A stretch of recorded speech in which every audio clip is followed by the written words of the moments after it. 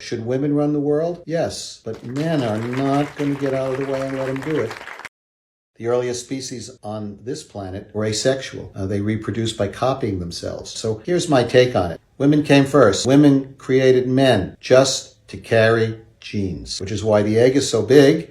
It has lots of other DNA in it besides the chromosomes, and the sperm is so small. It has nothing but the chromosomes. If you remember the size of the sperm to the egg, it's like the moon to the sun. Two eggs, through a process called atomoxis, which is an electrical process, can be fused together and actually make a species in lower organisms.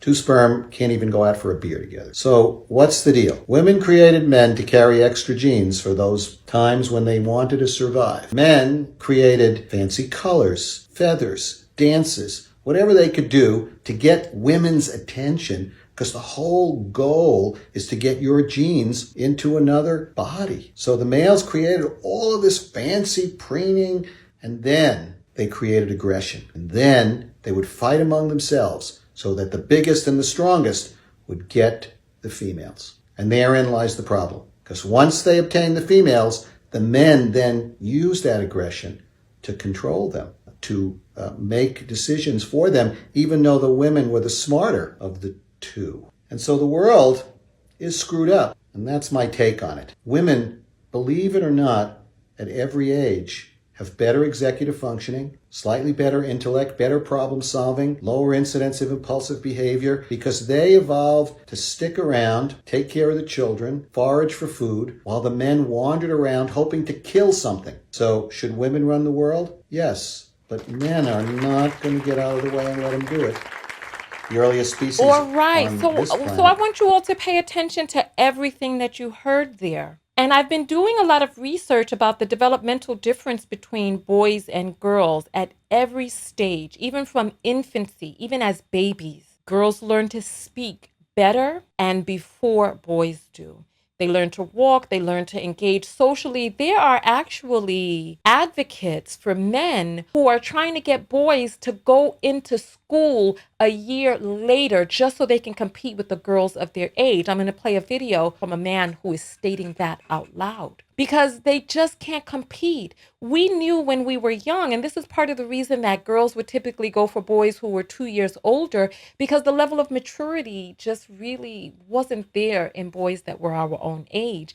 And I'm learning now that there are special deficits inside of human males that are stopping them with executive function and stopping them even across the board, even in terms of their logic. They claim that they're logical, but you'll see time and time again that they're smashing things, breaking things. They can't control their emotions. They don't have deep bonded friendships with other people. They're unaliving themselves at record numbers, and they're just not able to really self-soothe, govern.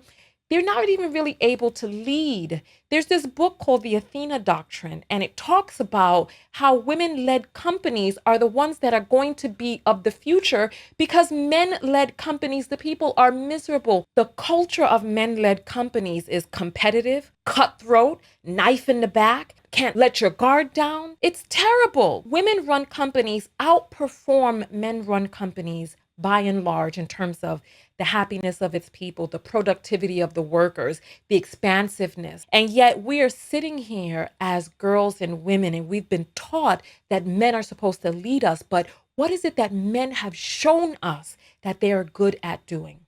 Men are wonderful at fighting. Men are wonderful at dealing with manual dexterity. We know that men have a greater propensity to be in dirt and filth.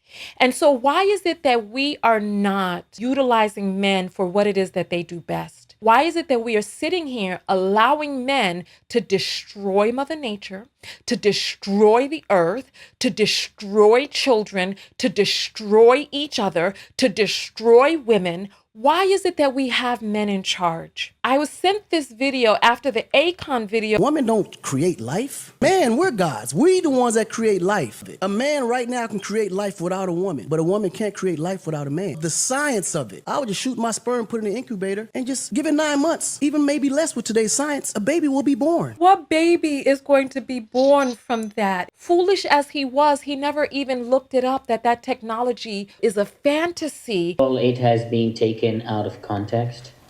And a lot of people believe that it is real, when in reality, it's mere concept. Of a person's mind that is hoping to be able to create an incubator that can create humans to circumvent having to have children through women. Akon is foolish as he is. He's like, men create life, not women. And there's so many men.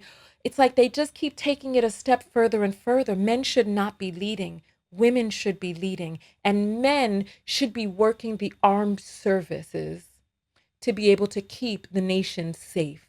That's what men are really good at. And for some reason, we have them touted as the ones who should be head of household and all of these things. When all is said and done, and any woman who has ever lived in a house with a man, any woman who has had to combine her life with a man, knows that, I mean, either he acknowledged it or not, but she was really running things.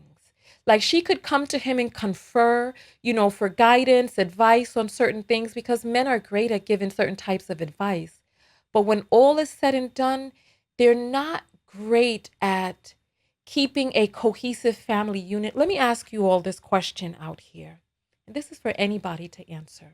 Are there any patriarchs of the family? In instances where there is a matriarch available, not a man who had to raise to take on the duties of the matriarch, but are there any patriarchs available who actually get the families together for family reunions, for holidays, for celebrations, for the baby showers? Do the fathers come and sit with their sons as new fathers to help the new fathers navigate through fatherhood? Men are not the ones who pass on language. If you will see, in a situation where the father is the dual language speaker, very rarely are those children also bilingual.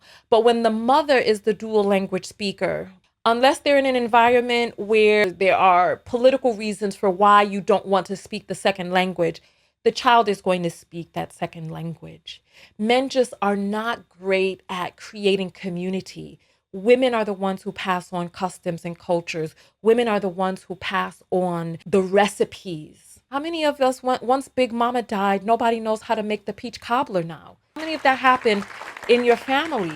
Once Auntie whoever died, now you don't have the pound cake recipe with that sugar crusted core like she used to make. No matter how you do it, no matter how you mix the butter and the sugar together, it doesn't come out like Auntie Bertha or whoever it is in your family. But yet you have to ask, you have to answer for me. And I want men to answer this too. Why are men in charge? Why?